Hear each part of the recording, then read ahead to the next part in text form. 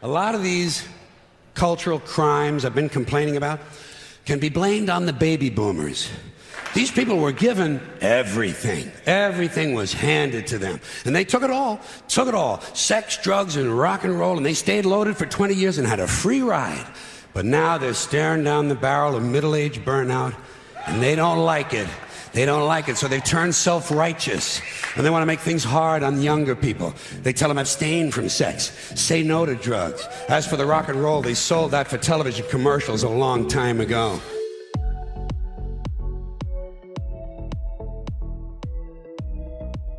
It's Tuesday, September the 24th, 2024, and welcome back to Goodfellows, a Hoover Institution broadcast examining social, economic, political, and geopolitical concerns. I'm Bill Whalen. I'm a Hoover Distinguished Policy Fellow, and I'll be your moderator today, joined by two of our regular Goodfellows. That would be the economist John Cochrane and the geostrategist Lieutenant General H.R. McMaster. We're going to have to do without Neil Ferguson today, but that's Neil's loss because we have a very special guest today joining us, a Goodfellows fan favorite, the one and only Victor Davis Hanson. In case you don't know who Victor Davis Hanson is, let me briefly explain. Victor is the Martin and Ely Anderson Senior Fellow here at the Hoover Institution, a frequent guest on TV, prolific columnist, and he is also now a podcaster in his own right, The Victor Davis Hanson Show. If that's not enough, he also has a website, victorhanson.com. It's VDH's Blade of Perseus. Victor, I'm very curious if you're Perseus, what Medusa you're trying to slay, but maybe we could get that into the show. But thanks for coming back on Goodfellas, Victor. It's great to see you. Thank you for having me, everyone. Appreciate it. So we're going to do two segments today. Segment B, the B block, is going to be devoted to baby boomers. The premise being that 2024 might be the last presidential election in which a boomer is a nominee of a major presidential party. So we're going to kick around what the boomers have wrought. All four of us on the show are baby boomers, I believe. So let's talk about our generation, or my generation, as the Who famously sang. But the A block, let's get into overseas affairs. Let's talk about the Middle East, and let's talk about Ukraine.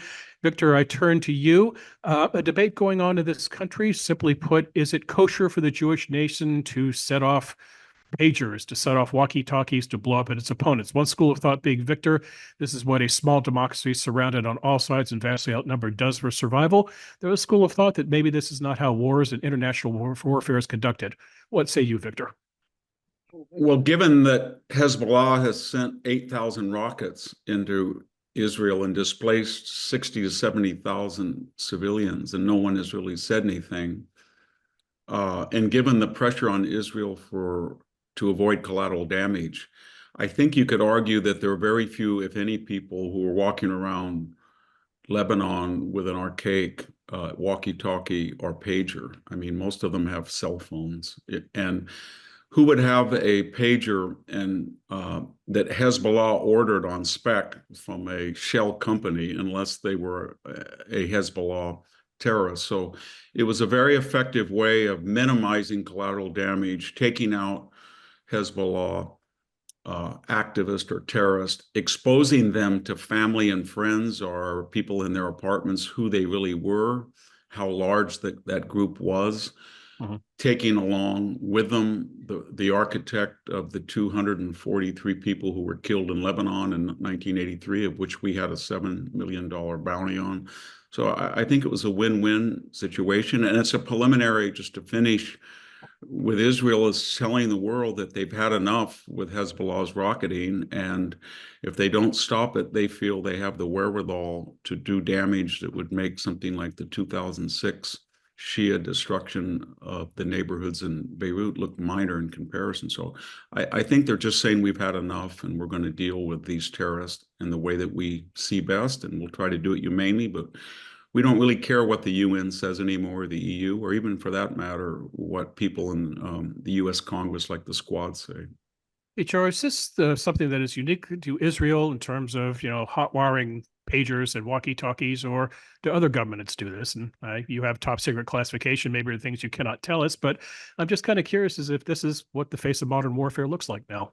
Yeah, really, I can't comment on it. but I can use a historical example. I mean, of course, most people are aware now of Stuxnet. A lot of that has been in public reporting. I can't confirm or deny it, but in the public reporting about Stuxnet, which was the kind of the spinning out of control of centrifuges that created the destruction of a portion of Iran's nuclear program, that was an intervention into a hardware supply chain as well. We also know that there have been cases where surveillance capabilities have been placed into hardware. For example, remember the Supermicro incident from years ago. So this is not unprecedented, but the scale of it is unprecedented. And as Victor said, I think it's completely appropriate to go and consistent with what St. Thomas Aquinas tells us about jus in bello, and is consistent with the guidelines associated with discrimination and proportionality. I mean, these are people who for decades, 4+ decades, have waged a war against Israel and against the United States, as Victor said, have a lot of American blood on their hands. And so I think that this attack, it's a 3-phase attack is what we're talking about, which was the explosion of the pagers.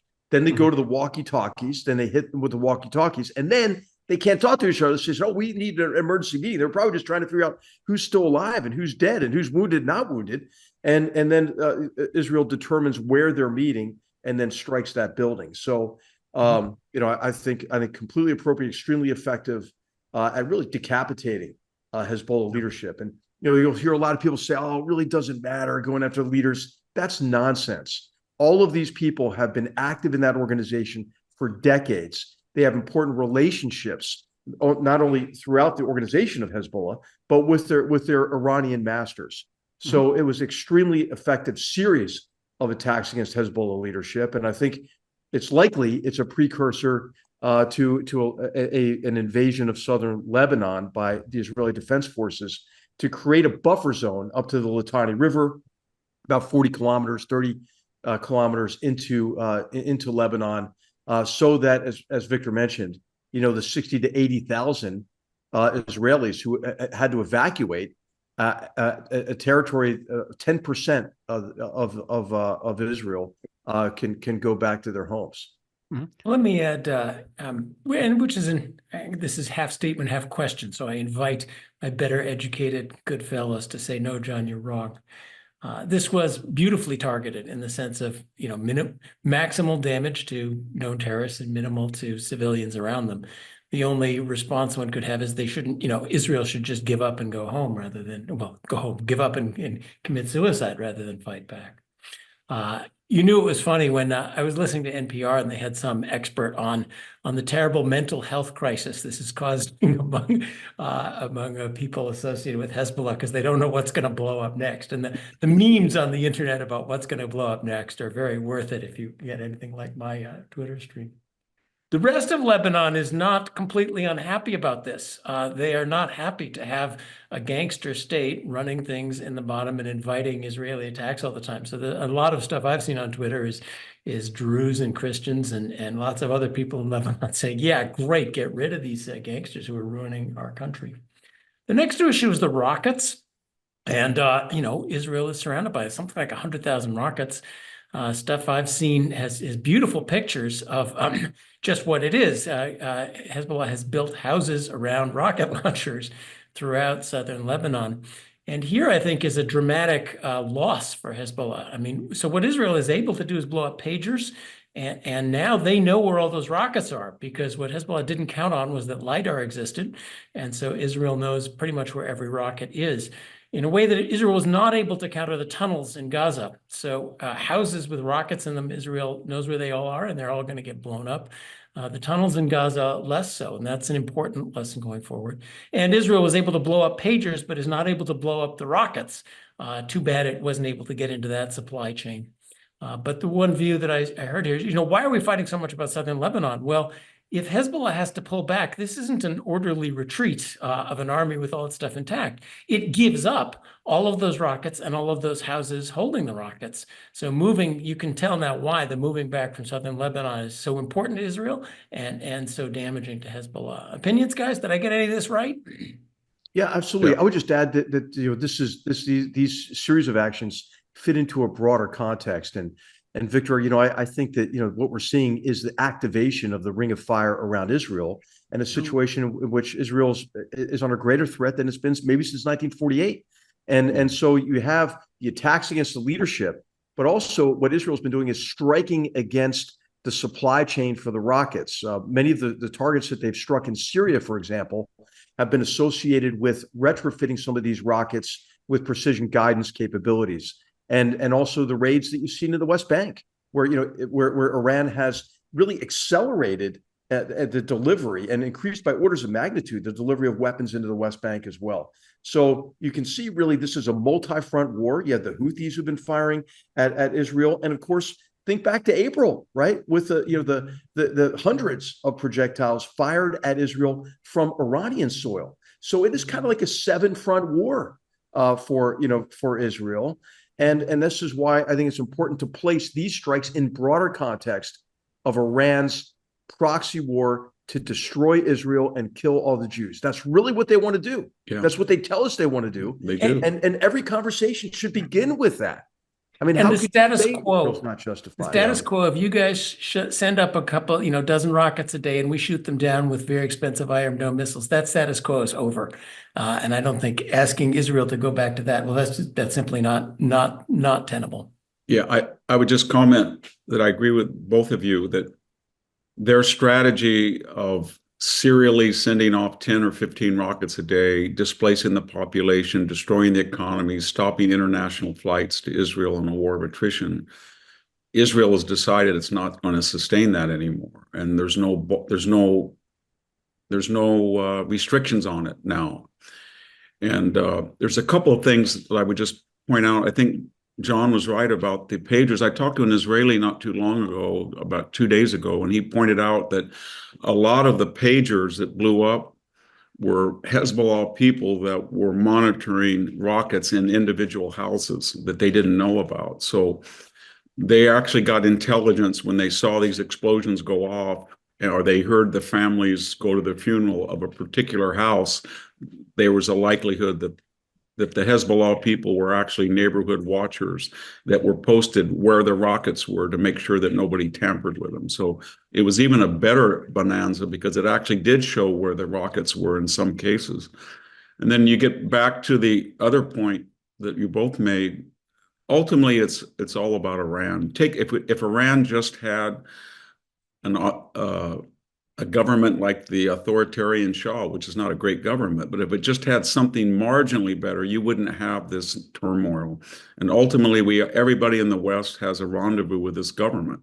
They can say what they want, but under your administration, HR, when you guys declared the Houthis a terrorist organization, you cut off money that was funneled to Hamas, you embargoed Iran, you got out of the Iran deal, you hemorrhaged it $100 billion in oil revenue. It was far less capable of doing what it's doing now, and that offers a blueprint to go back to. So I think that's helpful as well. But the weirdest thing is we're having the Iranian president. I think he's coming to the United States, Yeah. and he's getting Secret Service protection that might be superior to what we gave Donald Trump, which is so bizarre that you can't even imagine it. And then when you put Robert Malley in by a major news. I know you put Robert Malley in the equation. We don't even know what's happened to him. He still hasn't faced consequences. He was a prep school roommate of Anthony Blinken, who I don't know what his stance has been, but it hasn't been very forceful. And then we had Kamala Harris to Oprah bragging that she's put this embargo on 2,000-pound bombs to Israel. I'm not sure I see the difference between what she just said, given the Biden fixation on 250,000 Muslim voters in Michigan. Seems to me very analogous to what the first impeachment of Donald Trump was, when he allegedly, for political reasons, fixated on the Biden corruption and did not cancel but suspended military and congressionally approved aid to Ukraine. It seems to me that the Biden administration has suspended congressionally approved munitions to Israel. The only difference is that Israel's in a hot war right now, when at that time Ukraine was in a cold war, a suspension of actual firing. But nobody's going to impeach Joe Biden for looking at political benefits by suspension in an election year of suspension of aid. So Well, we'll see if no one's going to look at that. Trump might win the election, and he might want to look at a lot of things, and that's a separate issue. But I want to ask you guys the long run here, because you're talking about Iran. There's two long runs. One is the long run of what goes on with Iran, but the other long run for both Israel and for us, West Israel supporters. Do we continue with terrorist groups in charge of territory in southern Lebanon, in the West Bank, in Gaza, in Yemen? This is something that we decided we didn't like in Afghanistan in 2001. The current ceasefire, negotiate, blah, blah, envisions that these groups continue as effectively sovereign states. They are running territory and sitting there, and it's, mow the grass is supposed to be the status quo.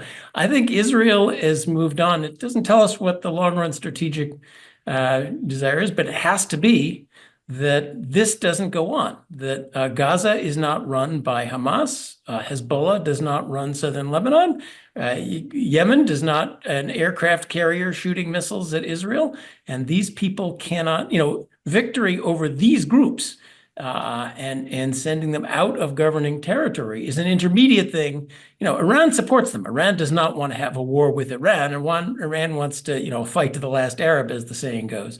But not having these groups still in charge, and the West, what are we doing? What is the UN doing? What is Europe doing? Saying you have to negotiate with these groups, leaving those groups in power as the intermediate. I think Israel's decided those groups don't stay in power. We're going to wipe them out. The only question is, do we still believe in victory? Well, I would just add that I think there's also a lot of electoral calculations in the Middle East. I think a lot of people feel that if they were going to have a hot war, like Hezbollah would respond and it would go into, or Iran, it would reflect badly on the Harris candidacy or the Biden, that would look like they were. So I think that at least until the election, it's in the interest of Iran and Hezbollah and Hamas not to blow up the Middle East, because they feel that if they get crazy Trump in there, they don't know what they're going to deal with. And that would reflect badly on Harris's chances if what Jake Sullivan called his quietest portfolio turns out to be a full-scale war right before the election. After the election, depending on who's elected, I think that it's more likely to be heating up, because if Trump is elected, they feel they better go ahead and do something until he's president. And if Harris is elected, it doesn't matter anymore, because she's probably considered sympathetic to them and she's not up for election. They won't embarrass her. So I think after the election, it's going to really heat up. I want to talk about that further with regard to Ukraine and Zelensky's visit to Pennsylvania. But first, an exit question on the Middle East, gentlemen. We're not recording another Goodfellows until the second half of October, which means the October 7th anniversary of the Hamas attack will have come and gone. Let's quickly go around the table here. What is October 7th going to look like in major cities and college campuses? Victor?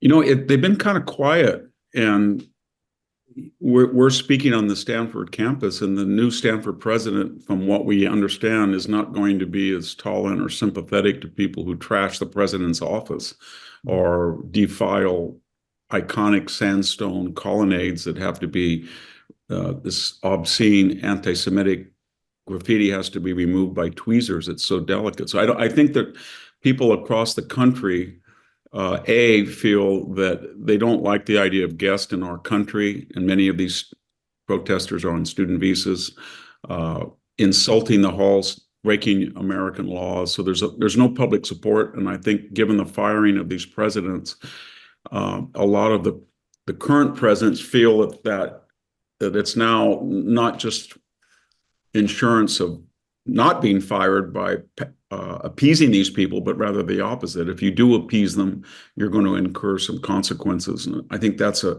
positive development. So I just don't think we're going to get the level of violence that we had. And then there's the final thing that, of course, if you read Molly Ball's 2021 Time essay, which she called A Cabal and a Conspiracy, she said one of the reasons that Biden-Harris won were they were able to modulate the tempo of demonstrations. She said that. And so I think that a lot of people on the left feel that the last thing that Harris needs, just 1 month before the election, our campuses blowing up and monuments defaced, bridges occupied, etc. HR. Well, to say, like, first of all, overseas, there was an effort on the part of Hezbollah to prepare for a massive attack against Israel on October 7th. I believe that the timing of this triple attack with the pagers, the walkie-talkies, and then the strikes plural in Beirut were designed to foil that plan. In the United States and on October 7th, I think it's just an extraordinary display of ignorance when you see young people on these college campuses protesting, really, in effect, for Hamas. And I think what we should do is counter that with education and facts for those who are still open-minded enough to consider the facts that the greatest victims of Hamas have been the Palestinian people in Gaza. The greatest victims of jihadist terrorists across the region, many of which are groups and militias are supported by the Iranians, are the people of Yemen, the people of Syria, Iraq, and of course of Lebanon. Think back to the Cedar Revolution in 2005, when the Lebanese people said enough of this, and rose up against it. Now, of course, the Lebanese people have been through multiple traumas since then. But I think there has to be a recognition of what John said up front. John, your point about, hey, there are people in Lebanon who are sick of Hezbollah, and I think what we have to recognize is the greatest victims of jihadist terrorist organizations are Muslims and Muslim Americans. And I think it's also extraordinarily ignorant by U.S. politicians and maybe even bigoted to assume that the Arab American population in Michigan is somehow going to be sympathetic to any of these groups. Of course, one of the reasons that they're here in the United States is they had to flee violence associated with jihadist terrorist organizations. So I think that, it's time for education, maybe, as we approach the anniversary of October 7th. I would add, Iran too. One of the favorite things I've seen on Twitter lately is the new sport in Iran is to run up behind a cleric, topple off his turban, and run away. So that everybody's happy with that. This has been a clarifying moment in the U.S. The pro-Hamas extreme left in the U.S. is revealed, and it's very small. There's some nuts on college campuses, but this is not the dominant part of the U.S. Stands behind Israel and understand terrorism, what it is, and the cognitive dissonance it takes, to be Greta Thunberg and the Unicause and think that Hamas is for climate justice and so forth is really makes it small. So in the U.S. it's small, and they may make some noise, but it is nothing to be that we'll look forward to that much. Europe is a different question. So Europe has very large, unassimilated Muslim minorities who are very, quite loudly pro-Hamas in all of its, celebrating terrorism, celebrating, wanting the destruction of Israel, wanting the destruction of Jews, and so forth. So at least on the very biased sample of my Twitter stream, I would forecast a lot more outburst in Europe of the pro-Hamas sentiment, and a lot, and even less ability and willingness of the authorities to stand up for it, because they still seem to want to protect this sort of thing. Okay, let's shift to Ukraine. Victor, Ukraine President Volodymyr Zelensky was in, of all places, Scranton, Pennsylvania yesterday, touring a munitions plant with Pennsylvania Governor Josh Shapiro. I want your thoughts on this because, on the one hand, the man wants weapons. He's trying to make a point. On the other hand, we are days away from a national election and a foreign leader coming around and hanging out with one party. It looks kind of political. What say you?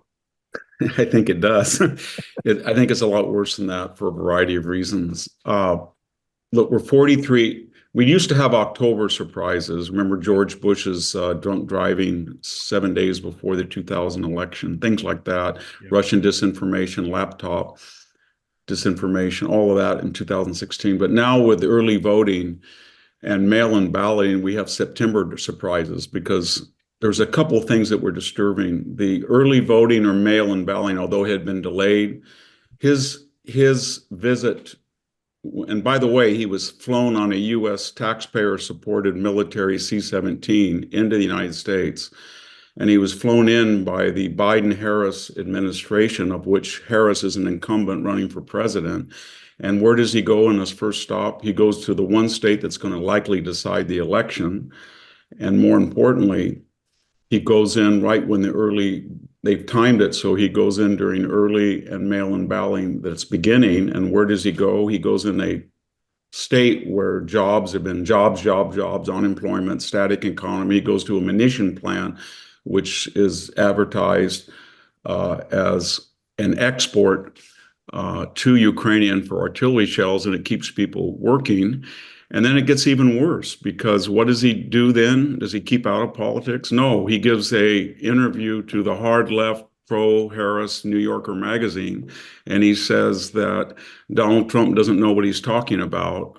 Maybe that's true, but it's not his business as a guest on taxpayer dime to go into a swing state 43 days before an election as people start voting and trash the main rival to the person who basically flew him in. And then he compounds that by he calls J.D. Vance dangerous, and he says he's too radical. So he weighs in to try to tilt the scale. And then there's a final fillip to the whole thing. So Donald Trump somebody tried to kill Donald Trump just about a little bit more than a week ago. And the person, if you read his crazy manifestos, one of the prime reasons he tried to kill him was he felt that Donald Trump was too soft on Ukraine, and this guy had gone to Ukraine. He's a nut. I don't think he was very effective. But so you have a person who is trying to kill the president because of his stance on Ukraine, and then you have the Ukrainian president come over the United States and trash Donald Trump. So all of the optics are bad. And the only thing that I think they don't realize is that public opinion is split on Ukraine. And this was so obvious that it might look crude rather than just sneaky. HR, I don't think Churchill came to America in 1940. I'm not sure Roosevelt would have wanted him in America in 1940 as he was running on keeping us out of wars. But are there any kind of rules to how these are played in terms of foreign leaders coming in the middle of an election? Because this country has played in the middle of Israeli elections. We have had political consultants go over there and run opposition campaigns. But is there any protocol here in terms of a foreign leader coming in this close to an election and, as Victor suggests, putting his thumb on the scale? Well, it is associated with the UN General Assembly. That's when you have a lot of leaders coming to the United States. I do agree with Victor, though. It was an error, for him, I think, to go to Pennsylvania, to go to a munitions factory. I think, what you want is you want performative effects, you want formative effects, not performative effects here. And I think that what would have been smart is to, if you're going to the UNGA, stop by Bedminster as well, as well as Washington. Talk to both candidates. Talk to Vice President Harris and President Trump. And I think that would have been a lot more effective from Zelensky's perspective. When Benjamin Franklin went to France from 1776 to 1778, he canvassed the entire political landscape associated with the monarchy and the court, and was quite effective at doing so. So I think it's a missed opportunity for Zelensky. I think you're going to see more and more of this these days, which are visits and phone calls during elections. There's been a lot of outreach to President Trump, during the run up to the election. But again, I agree with Victor. It was a tactical error on Zelensky's part. Zelensky, he's in a tough spot right now, though, in terms of the war and the cacophony of voices that are raising doubts about sustained support for Ukraine. And this, of course, has a magnified psychological effect in Ukraine. Like, we pay attention to it, like in the context of the election. Ukrainians read and parse every single word, that candidate Vance, or President Trump says. And there's also a movement, on the right in Germany as well, that is against sustaining support for Ukraine. So I think he comes at a time of significant concern for him, but I think he blew it in terms of the visit to Pennsylvania. I also want to cut Zelensky a little bit of slack. The guy is in a hard position. Russians are advancing on his eastern front. He needs to keep his country together, win a war.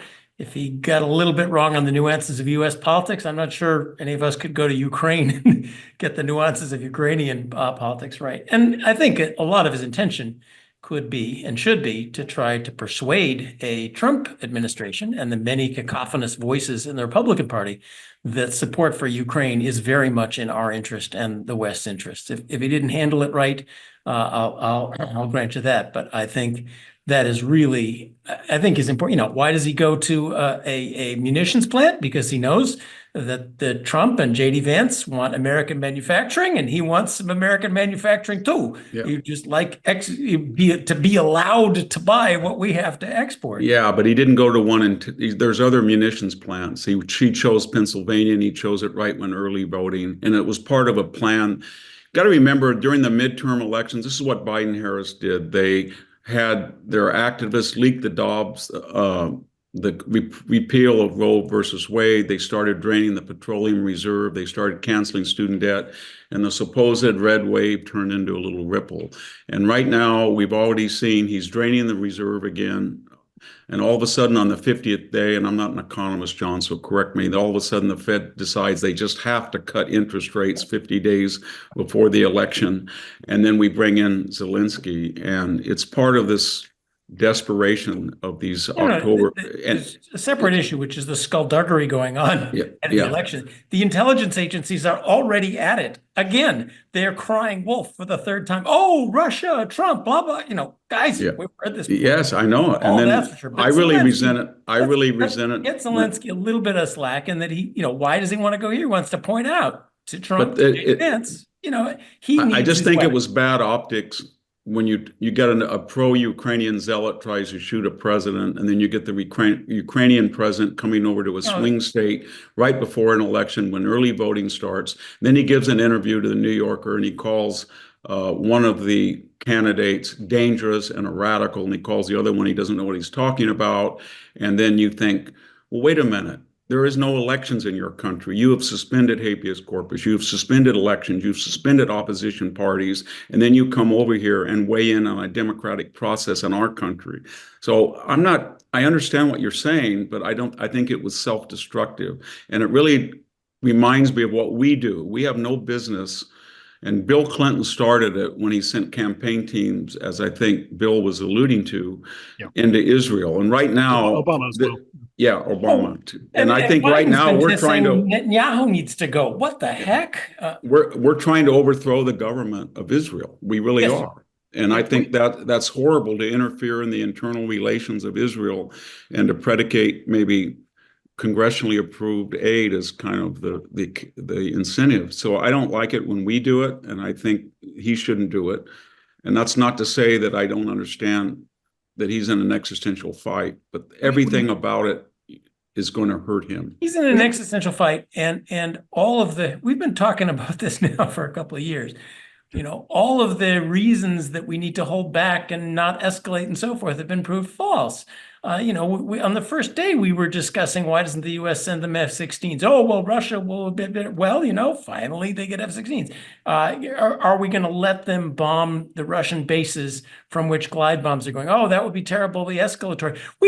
They've even now invaded Russia. And, we've been talking about, the nuclear threat, the nuclear threat. Ukraine's invaded Russia. No one's talking about nuclear threat. I mean, letting Ukraine win remains the important thing that we could do in our sleep if we wanted to. And persuading the U.S. that this is important for the U.S. and the West remains not only important for Ukraine, but for everybody else. And just quickly, a missed opportunity for Zelensky is he should have thanked President Trump for being the first time allowing the sale and provision of defensive capabilities to Ukraine. The decision that President Trump made in December of 2017 to provide Javelin missiles, as well as the other support that we've given Ukraine during the Trump administration, and then also the fact that during the Trump administration's first year, he placed more sanctions on Russian entities and individuals than the previous 8 years of the Obama administration. He closed 2 Russian consulates, expelled scores of Russian undeclared agents. So, I'm not saying that President Trump still doesn't hold this kind of soft spot for Putin and believes that maybe he can get a big deal with Putin. But I think Zelensky missed an opportunity to make some of those points, and You And, don't go to a foreign country and insult any politicians, and we shouldn't. I totally agree. I just wanted to cut him just a little bit of slack because he's in such no, an it's a existential desperate, problem. But it's he had a not big a mouth. desperate situation, but it's a very serious situation now, Yeah. John, how hard was it, John, for him to have come over on his own expense, go to the White House, talk to Harris, then have a photo op with Vance and say that I respect their hesitation or reservation, and my job here is to present the Ukrainian people's argument to both sides, and go to maybe Texas or California and not Pennsylvania, and not during the early and avoid Absolutely. all of that. Absolutely. It would have been very effective had he done that. It was a And misstep. he didn't do it. I agree. It was a misstep. And not give an interview to the New Yorker magazine. No, if he understood U.S. politics and culture better, he probably would have done that. It was a misstep. Absolutely granted. All right, gentlemen, time is up for this segment. Let's move on to the B block.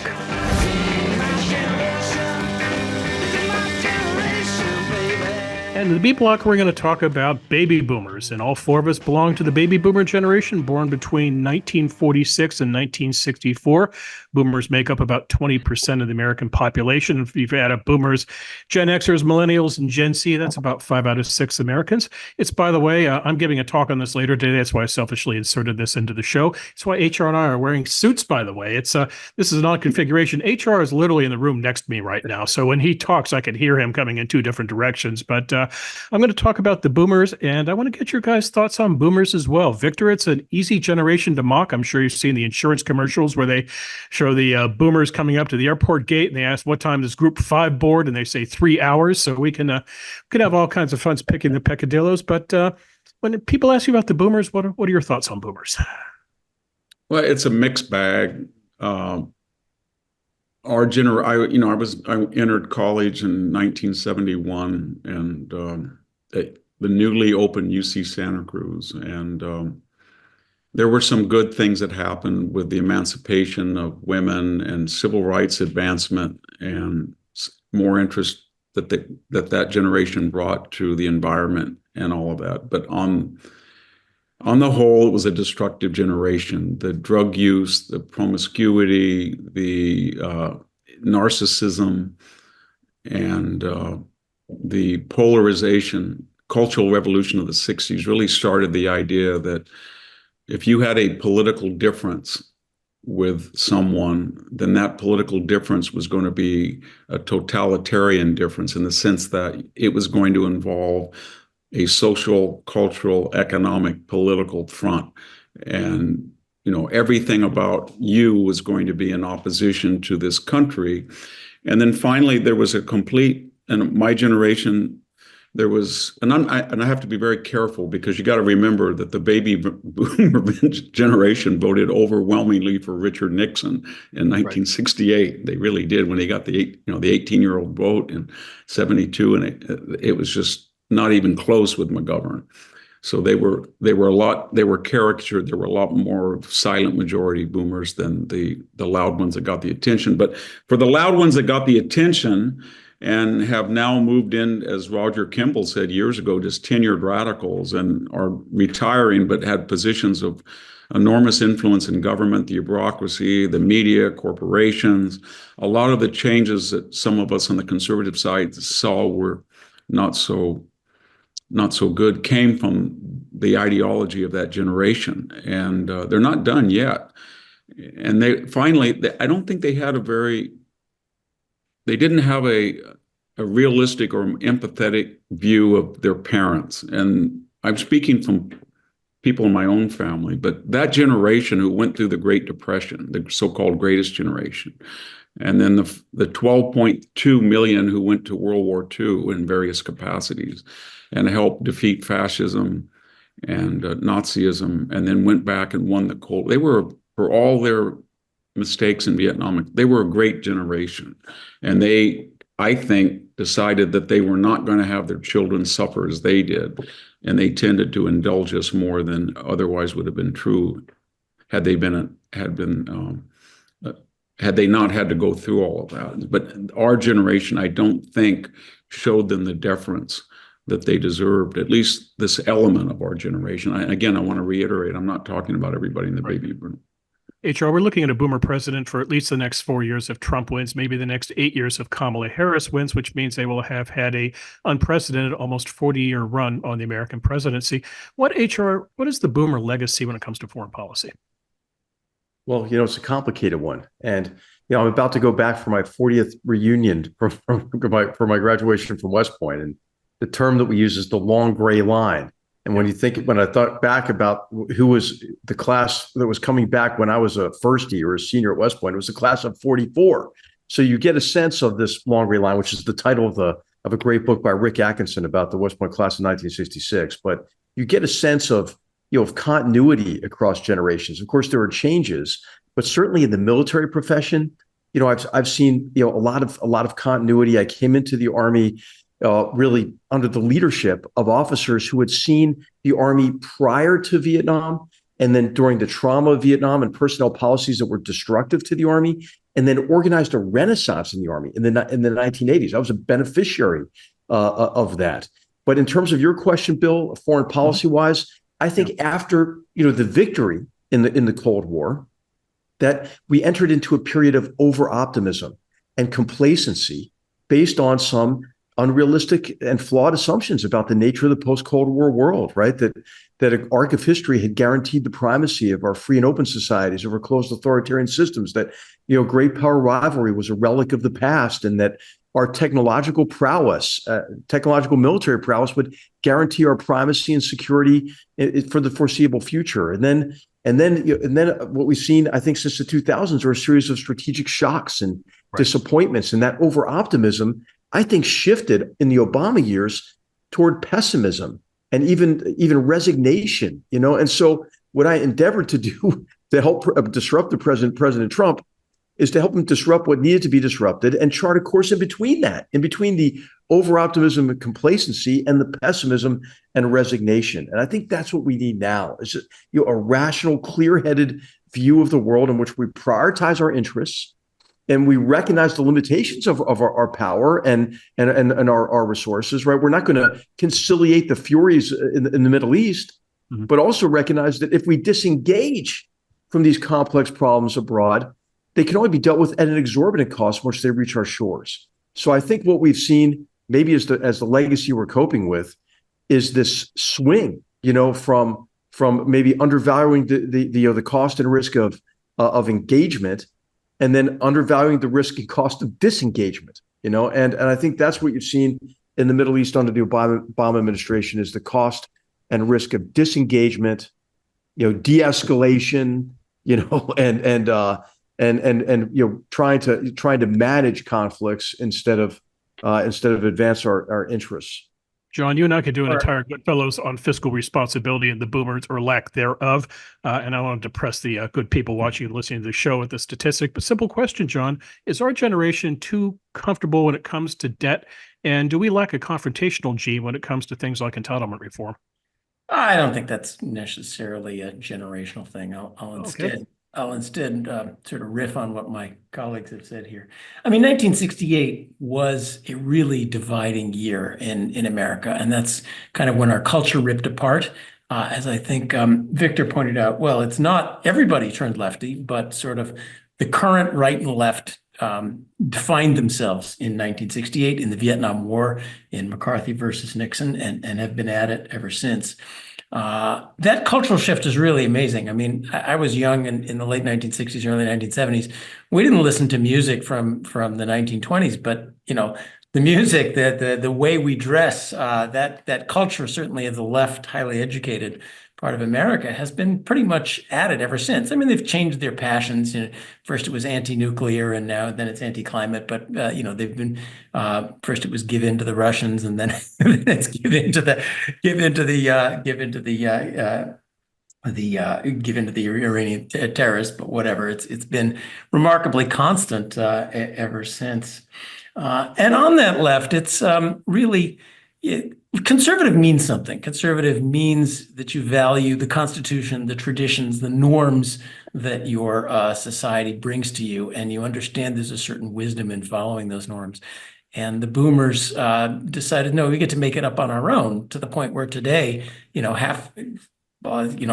pretty much explicitly. Most of the Democratic Party wants to throw out half the Constitution because Right. it gets in their way. So that sort of individualism, that sort of your country, your religion, your traditions, your culture is meaningless. Make it up as you go along is, I think, a part of that half of America that is the elite left. Another big difference of the boomers is the boomers were defined as a baby boom. Our parents had a lot of kids. The boomer generation had a lot less kids, and the boomers' kids generation is basically not reproducing. So, when you think of baby boom, it naturally brings up the huge question underlying of the collapse in birth rates in America, especially among the highly educated left. We're very different as parents, and it's kind of funny that the boomers didn't have kids, poured enormous effort into those kids compared to, the greatest generation just I was let out alone to play. And look at the attention that goes and producing kids who are just skyrocketing amounts of anxiety and spend all day on Twitter. So we've been, as a generation, not very good as parents, and certainly inculcating the tradition that you go on to be parents yourself among our children. The next generation is simply not reproducing. And you could put it, the greatest generation, what do? The men drove a tank across Germany at 19, came home, married their high school sweetheart at 21, got a job, and produced 4 kids. The boomer generation, went to college, had a draft deferment, hung out on the ashram for a while, eventually, went to Wall Street, made some money, and finally had some kids. The kids generation is, 10, 15 years of self-discovery, and around age 35, 1 in 4 of them will get around to maybe thinking about marrying and having kids. There's a very big difference in sort of the basics of life. So that's for reflections on boomers. Those Hey, John, just a quick recommendation. You mentioned 1968. Like maybe Victor can comment on this. There's a great book by Luke Nichter called "The Year That Broke Politics" about 1968. He's a great historian, by the way, too. He is. Who's really given so many of us historians access to the White House tapes and the Nixon tapes in particular. But Victor, any comments on that? John's observation? No, I wanted to just emphasize what you said. The norms before 68, kind of hated each other, but the norms were in it together. You respect each other, and sort of the demonization of the other side, which certainly you saw in 68, starting with Nixon and with their own. They ate their own, demonizing Johnson, and then demonizing Nixon. That was a big change in the sort of norms of American politics, and it's not Trump. It started in 68. Sorry, Victor, please. Oh, I would just add that subsequent to the baby generations, the problem, I think a lot of it is that there's been a greater and greater distance from the so-called greater generation that John mentioned, got married, they fought a war. And I'm teaching a class on World War II at Zoom to Pepperdine graduate students this semester. And it's just, they're very smart kids, but they are so distant. Each generation we get, they have no personal knowledge of anybody who fought in that generation. That's their great grandfathers, or they're dead. And so the further you get away, and each generation, I mean, Horace the poet in his ode said, "We, a bad generation, are about to produce a generation worse than ours. It's going to produce one worst of all." And there's a term in Latin for laudator temporis acta. You're just a praiser of the past age all the time. And so you have to be careful about that. But each generation, we're getting less grounded. And when you have, as John pointed, you have a 1.6 fertility rate, and it's collapsed the last 25 years from 2.1. And you call, I mean, I understand abortion, but it's really not reproductive rights, it's deproductive rights, because they've almost made it into a national religion where abortions are up over 1 million per year now, and yet the fertility rate's going down to 1.6. Wait, I got to stop you. This is not people getting pregnant and getting abortions. This is choosing not to get pregnant until you're 35 or 36, and then you discover it's harder. So but John, it also ties to no different. John, you talked about people coming back from the war getting married when they're in their early 20s, but people wait a lot longer now to get married, and wait a lot longer to have children now, which ties now into fertility. Right. Yeah. Okay. A quick exit question, gentlemen. Let's go on to lightning round. And that is, if you look at younger generations, those who came after the boomers, do you see any traits in the younger generations that you wish we boomers possessed? Well, this new generation is facing hardships that the boomers and the next generation X or whatever didn't. In other words, it's getting very, very hard to justify going in debt for $100,000 or $200,000 with student loans and then coming out with a major, not in 4 years, but the average is 6.5 years to finish college, and then not being guaranteed a job, not being able to buy a house, not being able to have their 1.6 children in their 20s. So they're facing burdens that the prior two post baby boomers didn't face. And the United States, I think, if we look at its cities, San Francisco, Portland, Minneapolis, it's just a different world that we have bequeathed to them, these last subsequent generation. And oddly enough, when you talk to these kids, you're starting to see that hardship, or that you're just beginning to see the beginning of it. I think that collapse in American culture, at least. I mean, we still have the internet, we have all these gizmos and appurtenances, but the actual fundamentals of life, buying, good food at an affordable price, buying a car at an affordable price, buying fuel at an affordable price, buying a house, being able to have 3 children at an affordable price, having one parent, as our parents were, for the most part, home, or at least home a lot, that's out of reach. And oddly enough, I think they're starting to get back to basics a little bit. I've met a lot of kids that are 18, 19, and they're very hardworking, and they're starting to reject some of the values that they have absorbed from the last 2 or 3 generations. So these are cyclical, and usually hardship creates good people, and affluence creates bad people. Okay. HR, John, anything you want to add? Yeah. Hey, I'm inspired by the younger generation. I'll tell you, of course, there's a lot of continuity maybe between generations in the military, because there are certain people who want to serve, who want to be part of a mission bigger than themselves, who are committed to, kind of the sense of honor associated with the military and the willingness to sacrifice for one another and the mission and everything else. But I'll tell you, I get to interact with cadets at West Point. They're fantastic, just like the junior officers that I knew in our Army, of the younger generation.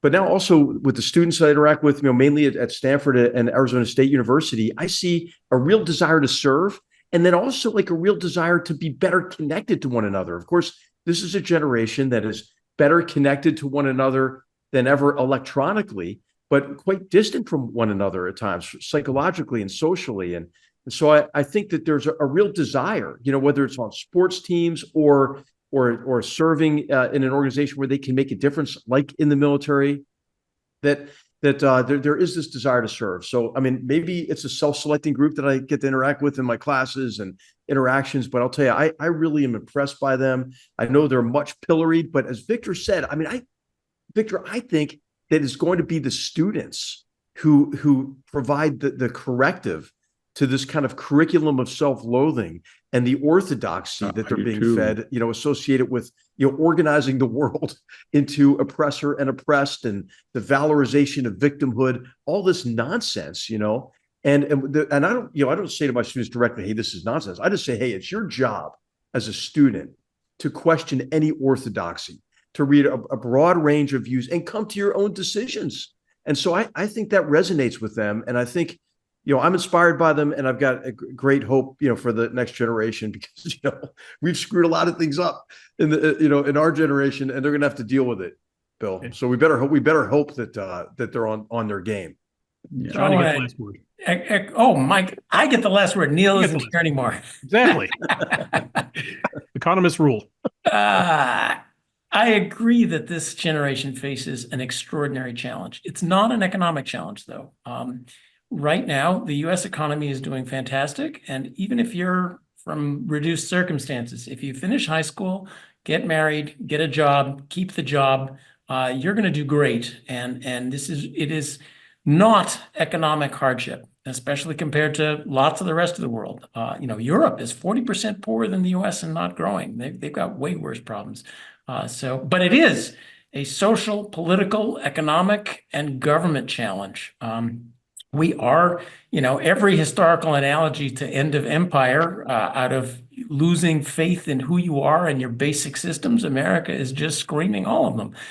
So do you want to keep your Constitution? Do you want to keep your freedom of speech? Do you want to keep a justice system that isn't in there selecting your political candidates for you? Do you not want to live under regulators who go to sex parties and tell you that you can't take your kids out to the park and stay 6 feet apart?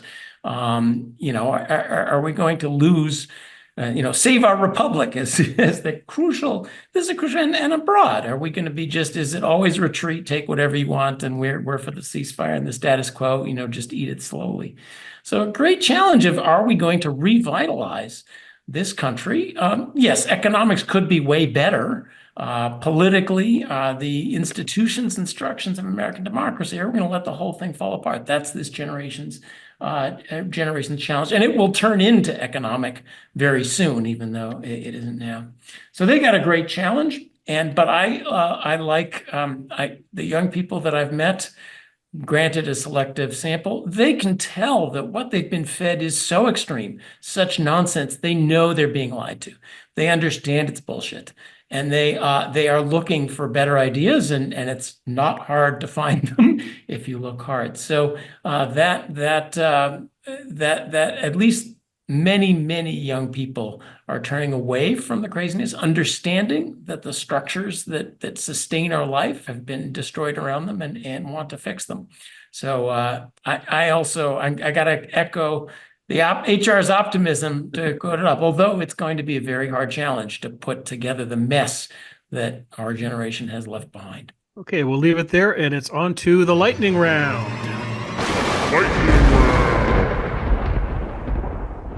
We have 2 questions for you today, one serious, one not so serious. And John Cochran, the serious question goes directly to you, and it comes from John in Ohio, who writes, in a recent show, John Cochran said that there are no economic models that show a link between the level of interest rates and the rate of inflation. An article in the current issue of The Economist argues that the Fed's interest rate hikes over the past 2 years is the main reason why inflation in the U.S. has cooled. Can you help me understand the different views? Oh, God. You want a lightning round? 30 seconds or less.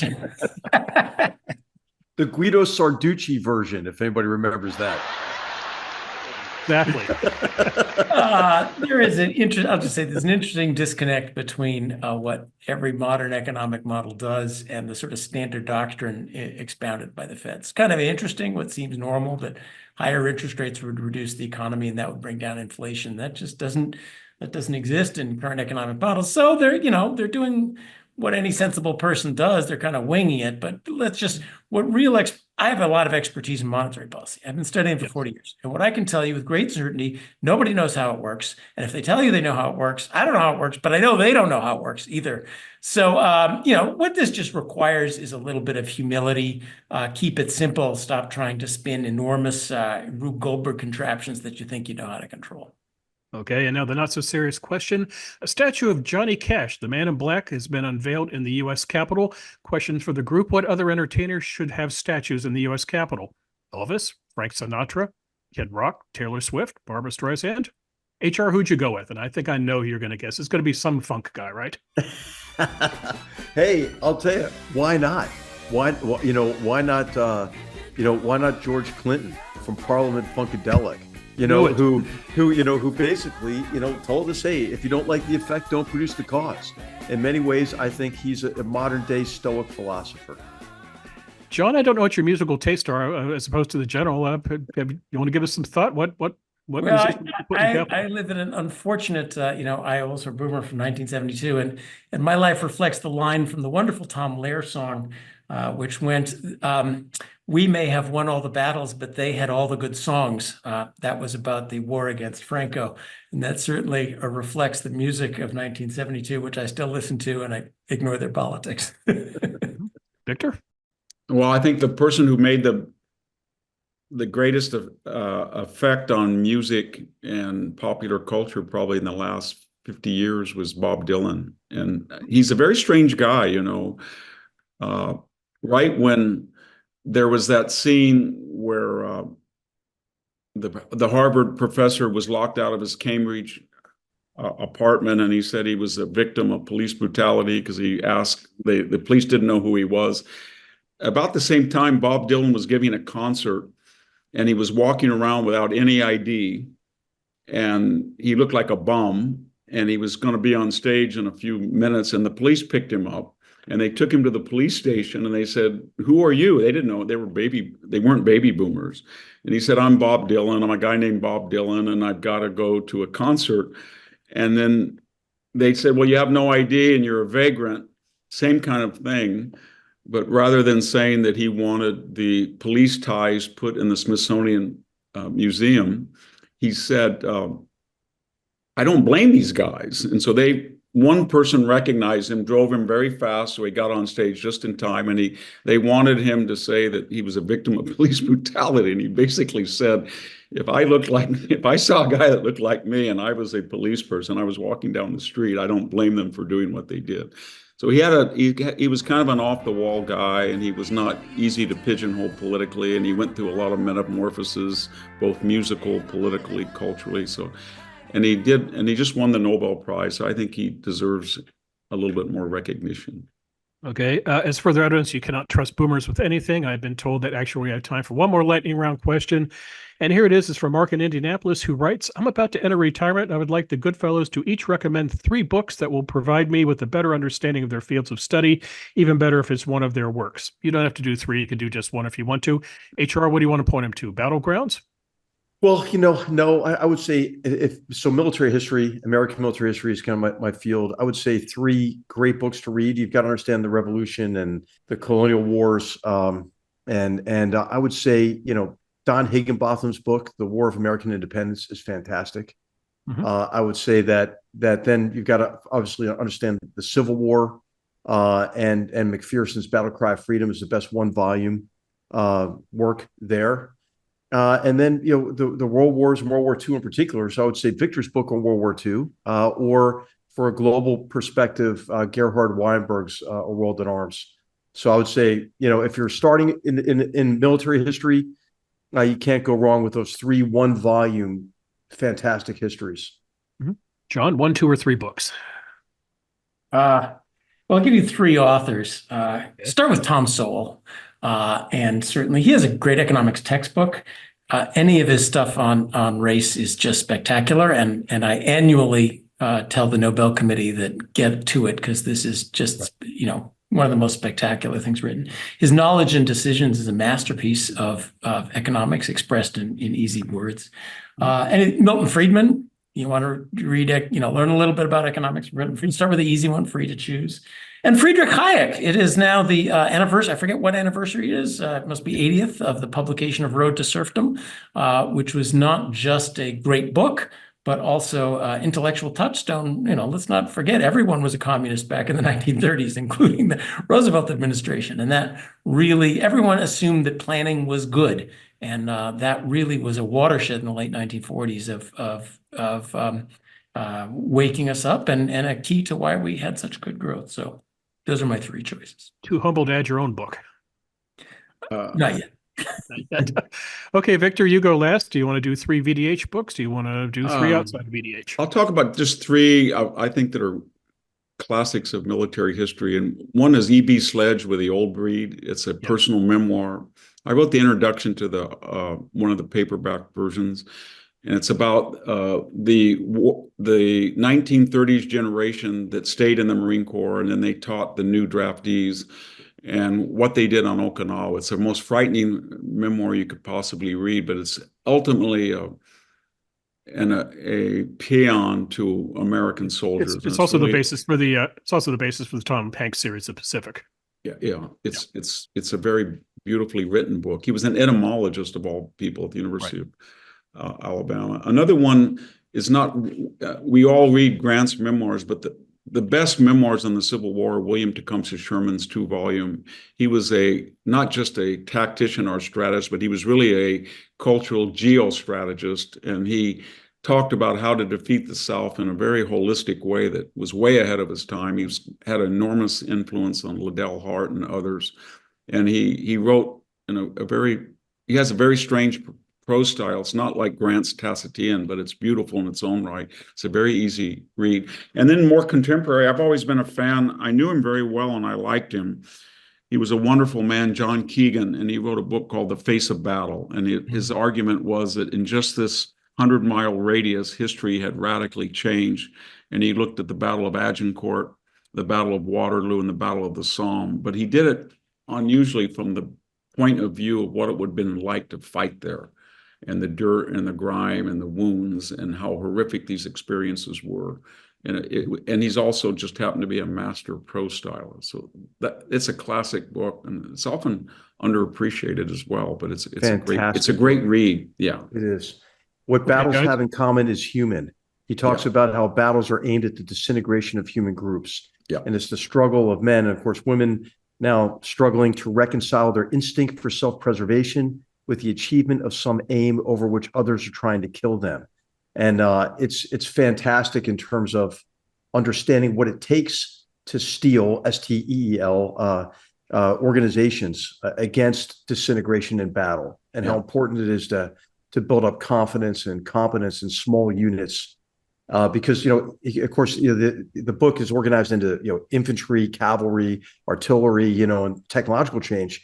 But what's most striking is what he finds as the major continuity in battle, which is human. And I think you see that playing out today, even, he was, I just finished by saying he was a wonderful guy. I was an obscure farmer who was teaching at Fresno State and wrote a book called The Western Way of War, Infantry, about how battle was like for the common hoplite in the ancient world. And he called me in Selma, California, from his house in Kensington, London, and said, I saw an advanced copy from Alfred Knopf. I love your book, and would you let me write the introduction? So it was an obscure book, and his introduction made it a near bestseller, and I've been in his debt ever since. And he was just a wonderful person and a beautiful writer, and he was just a nice guy. Struggled with post-polio syndrome, so he was quite courageous as well. Okay, well, gentlemen, I'm going to leave it there. Great conversation. Thanks for coming on, Victor. It's been too long. Hope to have you back again soon. A viewer's note, our next episode of Goodfellows will be in the second half of October. It's going to be a recording of a live show we're doing at Hoover's Fall Retreat.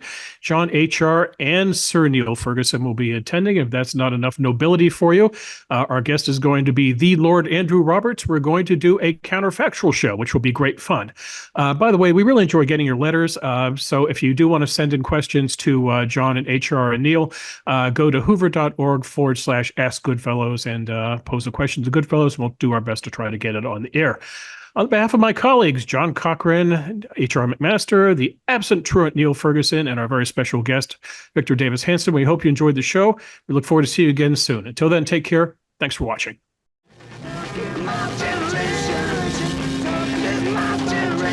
If you enjoyed this show and are interested in watching more content featuring H.R. McMaster, watch Battlegrounds, also available at hoover.org.